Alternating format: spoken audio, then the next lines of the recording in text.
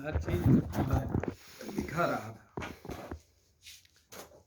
मैं GKS news network की ओर से आज मैं प्रतापगढ़ में दर्जी महासभा के कार्यालय में उपस्थित हूँ। दर्जी महासभा के राष्ट्रीय अध्यक्ष राम बाबू नामदेव जी समाज में पिछड़े वर्ग के लोगों के उत्थान के लिए, उन्नयन के लिए और उनको स्थापित करने के लिए सदैव संघर्षशील और चिंतित रहते हैं।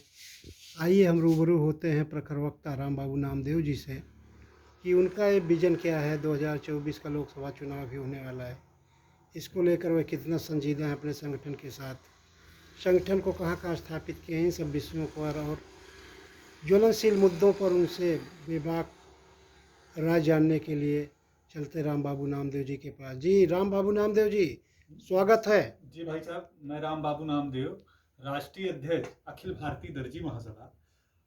और सरकार, समाज और संविधान के दृष्टिकोण से दर्जी जाति भारत के 29 राज्यों में दर्जी जाति पिछड़ा वर्ग आयोग की सूची में उपस्थित है। उसी को जो है ध्यान में रखते हुए हमारे लोग भारत के 750 जिलों में 700 जिले में निवास करते हैं। लगभग 650 जिले में हमारे जनपद के प्रतिनिधि नेतृत्व के रूप में लोग जो है काम कर रहे हैं। भारत के सभी 29 के 29 राज्यों में हमारा संगठन अपनी नियत नेतृत्व के सहारे समाज में शिक्षा, संगठन, संघर्ष की अद्भुत मिसाल पेश करते हुए समाज के जो है पिछड़े, शोषित और अत्यंत पिछड़ी वर्ग की रूप में श्रृंखलित दर्जी समाज को समाज की मुख्य धारा से जोड़ने का काम कर रहा है। दर्जी महासभा समाज को मुख्य धारा में जोड़ने का काम कर रहा है, ठीक है, लेकिन आज की युवा पीढ़ी इस व्यवसाय से स्वयं को दूर रख रही है, ऐसा क्यों? सरकारों ने दर्जीगिरी कला को तमाम प्रशिक्षण और तमाम प्रकार के जो है समय समय पर करवाने का काम किया।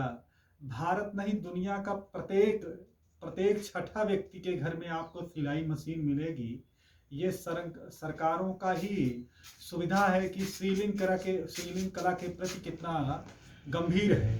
सभी समाज में सीलिंग कला को विकसित करने का काम सरकारों ने किया। ये कला हमारे पूर्वजों ने अपने कला कौशल के बल पर पूरी दुनिया में फैलाने का काम किया और दुनिया में जो है नग्न अवस्था को सभ्य अवस्था में लाने में हमारे पूर्वजों की अहम और महती भूमिका रही है। हमारे पूर्वज जन्मजात इंजीनियर रहे हैं। उन्होंने अपने कला के बल पर आदि मानव से सभ्य मानव में तब्दील कराने में अहम भूमिका रही है। समाज का केंद्र और राज्य सरकारों में प्रतिनिधित्व मिला है क्या? देश की आज़ादी के 75 वर्ष तक, 70 वर्ष तक तो नहीं मिला था, लेकिन अखिल भारतीय दर्जी महासभा का 2019 में उदय होने के बाद भारत सरकार में राज्य मंत्री, कपड़ा मंत्रालय और रेल राज्य मंत्रालय के रूप में दर्जी समाज को भागीदारी मिली और कई राज्यों में राज्य मंत्री और कैबिनेट मंत्री के रूप में सरकारों में भागीदारी मिलने का सिलसिला जारी है। ठीक है, अभी 2024 का लोकसभा चुनाव होने वाला है, आपके महासभा का विजन क्या होगा?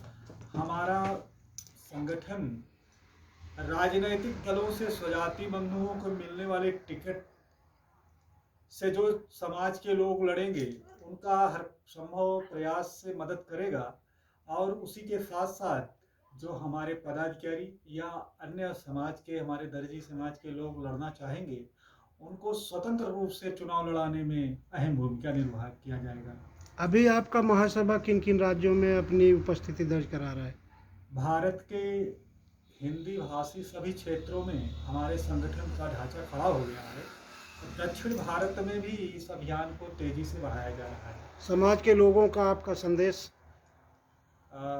समाज के लोगों को ये संदेश है कि जो वर्तमान में है, हम सरकार और समाज और संविधान के दृष्टिकोण से दर्जी समाज के रूप में आगे बढ़े, जुड़े और एकता को स्थापित करते हुए, राष्ट्र को विकसित करते हुए समाज को भी विकसित करने में अहम भूमिका निभाए। जी बहुत बहुत धन्यवाद राम बाबू जी।